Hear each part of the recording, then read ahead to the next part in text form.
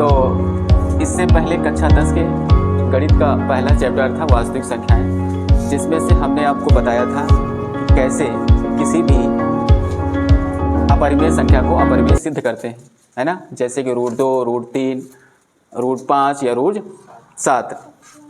आज हम उसी से रिलेटेड कुछ और क्वेश्चन करेंगे जिनमें दिया होता है, जैसे कि फॉर एग्जांपल दिया है कि सिद्ध कीजिए 5 - √3, या दे दिया 5 + √3, या दे दिया 3 + √3, या √3 - 5। इस प्रकार के जो सवाल आते हैं तो मेनली चांस रहता है कि ज़्यादातर वही सवाल आए, लेकिन कभी कभी इस तरह से भी सवाल पूछ लिए जाते हैं कि सिद्ध कीजिए ये एक अपरिमेय संख्या है। तो उससे पहले मैंने आपको बताया था कि आपको परिमेय संख्याएं क्या होती हैं उनकी डिफिनीसन आनी चाहिए, और उनके बीच की जो शर्त है P और Q दोनों सहभाज्य होनी चाहिए, है ना। पिछले वीडियो में मैंने बताया था आपको कि दिख रहा हूँ ना मैं, हाँ। तो अगर आपने नहीं देखा हो तो वो देख लीजिए क्या क्या आवश्यकता होती है। चलिए आइए सिद्ध करते हैं। फॉर एग्जाम्पल क्या है 2 - √3, ठीक है। तो इससे पहले जो आपने सवाल सिद्ध किए थे √5, √3, √7, उससे भी बहुत आसान है, इसमें इतनी ज़्यादा थ्योरी नहीं लिखनी पड़ती है। फॉर एग्जाम्पल इसमें क्या करते हैं, मान लेते हैं, माना 2 - √3 एक परिमेय संख्या है। क्या है? परिमेय संख्या है। क्या है? परिमेय संख्या है। तो यहाँ लिखेंगे, अतः इसे P/Q के रूप में लिख सकते हैं। तो इतनी लैंग्वेज आप लिख देंगे, ठीक है, इतनी लैंग्वेज आप इसमें लिख देंगे, और उसके बाद सीधे नई लाइन से यहाँ पर लिखेंगे, इसलिए 2 - √3 = P/Q, ठीक है। अब आप क्या करेंगे कि √3 को इधर उठा लाएंगे और P/Q को उधर ले जाएंगे, तो आप देखिए क्या होगा, 2 - P/Q = √3, ठीक है।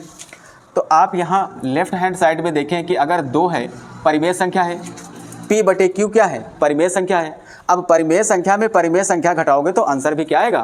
परिमेय संख्या ही आएगी। जब आंसर परिमेय संख्या आएगी और परिमेय संख्या के बराबर में जो लिखा है तो बराबर लिखा, तो जाहिर सी बात है वो भी परिमेय होना चाहिए। लेकिन चूंकि आपके राइट साइड में √3 लिखा हुआ है और हम ऑलरेडी प्रूफ कर चुके हैं कि √3 क्या है? अपरिमेय संख्या है, इसलिए हमारी कल्पना गलत हो जाती है कि मानना कि 2 - √3 एक परिमेय संख्या है, और लिख देंगे अतः 2 - √3 एक अपरिमेय संख्या है। तो यहाँ लिखेंगे चूँकि 2 -P/Q,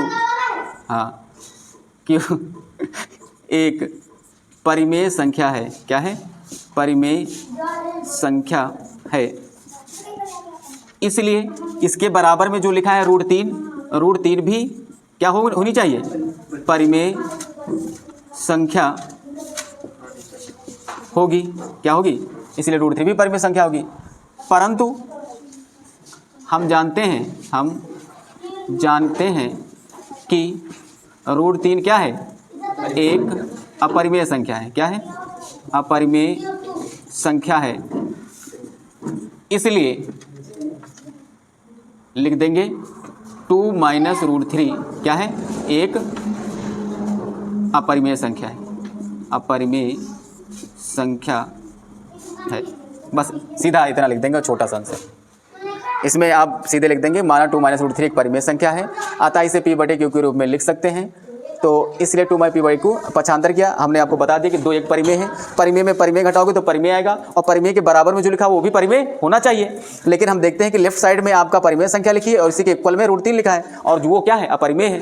तो इसका मतलब है जो हमने माना है कि ये जो परिमेय है, ये 2 - √3 परिमेय संख्या है, वो हमारी कल्पना क्या हो गई? गलत हो गई। इसलिए हम लिख सकते हैं कि 2 - √3 क्या है? एक। तो जैसा कि आप अपने सामने देख सकते हैं, हमने थोड़ा सा इसमें बहुत शॉर्टकट किया, थोड़ी सी लैंग्वेज कम लिखी, थोड़े से स्टेप कम लिखे, ताकि आप आसानी से समझ सकें।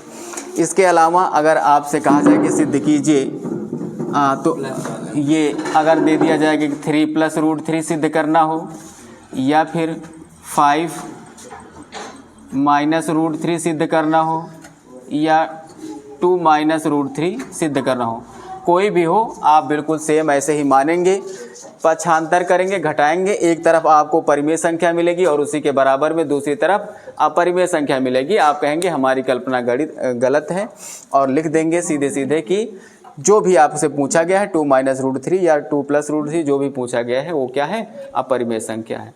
तो जो आपने पहले सिद्ध किया था उसकी तुलना में ये थोड़ा सा आसान है।